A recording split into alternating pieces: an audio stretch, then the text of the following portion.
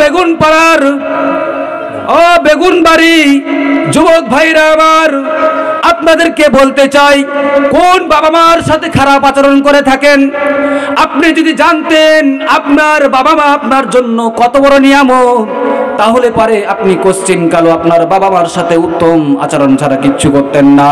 আপনার বাবা মার সাথে ধমক দিয়ে কথা বলতেন না, চোখ গরম করে কথা বলতেন না, আপনার বাবাকে আপনি ও শব্দ পর্যন্ত করতে পারতেন না, যদি আপনি বুঝতেন আপনার বাবা মা আপনার জন্য কত বড় নিয়ামত। আল্লাহ রাসূল সাল্লাল্লাহু আলাইহি সাল্লাম এই বাবা মাকে কতটা মর্যাদা দান করেছেন শুনুন একটু। জনাবে মুহাম্মদুর রাসূলুল্লাহ মসজিদে নববীতে বসে আছেন ভাইরা আমার, বন্ধুগণ, আল্লাহর নবী মসজিদে নববীতে বসে আছেন, সাহাবা ইকরামদের নিয়ে মিটিং এর মধ্যে, আলোচনার মধ্যে বসে আছেন। এমন সময় লক্ষ্য করে দেখলেন একজন বৃদ্ধ মহিলা মসজিদে নববীর গেট দিয়ে এগিয়ে আসতেছেন। নবীজি বৃদ্ধ মহিলাকে দেখিয়া সাথে সাথে দাঁড়াই গেলেন বৃদ্ধ মহিলার সম্মানে। এরপরে বৃদ্ধ মহিলা যখন কাছে চলে আসলেন, ওই বৃদ্ধ মহিলাকে তার শরীরের চাদরটি খুলে তাকে বসতে দিলেন। সাহাবারা অবাক হয়ে গেলেন, আশ্চর্য হয়ে গেলেন। বৃদ্ধ মহিলা যখন মিটিং থেকে চলে গেলেন, আলোচনার সভা থেকে চলে গেলেন, সাহাবারা প্রশ্ন করলেন, ইয়া রাসূলুল্লাহ, ইয়া হাবিবাল্লাহ, নবী গো, আমরা বুঝতে পারলাম না, আমরা আশ্চর্য হয়ে গেছি, একজন বৃদ্ধ মহিলার জন্য নবীজি দাঁড়ান, তার চাদর বিছায় দেয়, আমরা বুঝতে পারলাম না। নবীজি বললেন, সাহাবীরা রে, তোমরা হয়তোবা সেই বৃদ্ধ মহিলাকে চিনতে পারো না।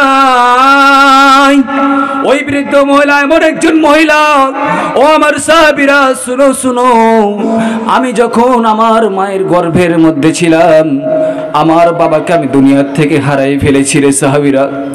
আমি যখন আমার মায়ের গর্ভে ছিলাম, আমার বাবা দুনিয়ার থেকে বিদায় নিয়ে চলে গেছেন। আমার বাবার খেদমত করার আমার কিসমতে জুটে নাই। ওরে আমার সাহাবীরা, আমার বাবার খেদমত করা আমার তাকদিরে জুটে নাই। ওরে আমার সাহাবীরা, আমি যখন দুনিয়াতে চলে আসলাম, আমি আসার পর কিছুদিন পর আমার মাকেও আমি দুনিয়ার থেকে হারাই ফেললাম। আমার মাকে মা বলে ডাকতে পারি না। আমি যার কোলে মাথা রেখে যার দুধ পান করে আমি আজকে বড় হয়েছি, সে আর অন্য কেউ নয়, আমার দুধ মা হালিমাতুস সাদিয়া। ওরে আমার সাহাবীরা, শুনো শুনো, আমি যদি আমার বুকের তাজা রক্ত চামড়া গুলো ছিলে ছিলে আমার মায়ের জন্য যদি আমি একজোড়া জুতা তৈরি করে দিই, লাউ কাতাআতা জিলদাক, কিয়ামত পর্যন্ত আমার মায়ের এক ফোঁটা দূরে গেলে আমি সহ্য করতে পারবো না। ও আমার সাহাবীরা, শুনো শুনো, ওই মাকে তোমরা কোশ্চিন কালো তোমরা ধমক দিও না, ওই মায়ের সাথে ভালো আচরণ করিও রে সাহাবীরা। কারণ এই মা যদি চলে যাবে, ওই দিন এই পৃথিবীতে আর কাউকে খুঁজে পাবে না। ও আমার সাহাবীরা, এই মা বড় নিয়ামত, এই মা বড় আপনার জন্য নিয়ামত। নবীজি বলেছেন, তিন শ্রেণীর মানুষের দোয়া আল্লাহর কাছে কবুল হয়ে যায়। দোয়া করতে দেরি, কিন্তু দোয়া কবুল হতে দেরি হয় না। এক নাম্বার হচ্ছে, ওদেরকে বলা হয় মুস্তাজাবুদ দাওয়া। এক নাম্বার মুসাফির। কোন মুসাফির যদি আল্লাহর কাছে দোয়া করে, আল্লাহ রাব্বুল আলামিন সাথে সাথে সেই মুসাফিরের দোয়া কবুল করে নেয়।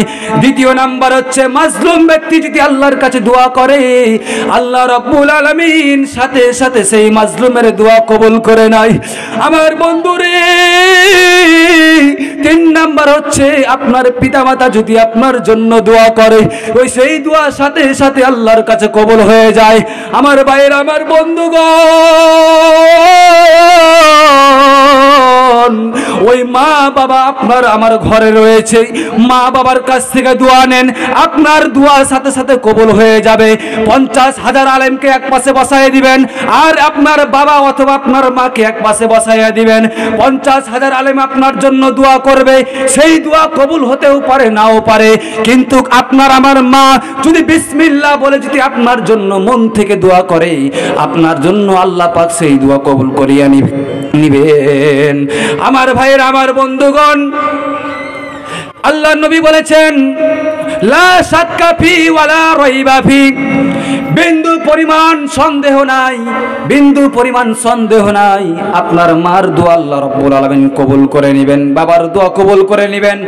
মায়ের পায়ে তলে জান্নাত রয়েছে, বাবার পায়ে তলে জান্নাত নাই।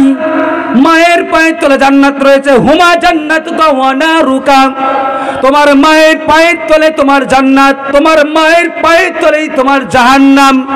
একজন বাবা, আমরা পুরুষ, আমাদের পায়ের তলে জান্নাত নাই, আমাদের পায়ের তলে স্যান্ডেল থাকে, আর স্যান্ডেলের তলে থাকে ধুলাবালি ঘাস থাকে, কিন্তু একজন মায়ের পায়ের তলে আল্লাহ রাব্বুল আলামিন জান্নাত রেখে দিয়েছে। এই জান্নাতটা আমরা চিনতে পারলাম না রে মুসলমান। আমার ভাইয়েরা, আমার বাবাজিরা, মাকে সম্মান দিবে, মার কাছ থেকে দোয়া নিবে, আল্লাহর জান্নাত পেয়ে যাবে। আর যদি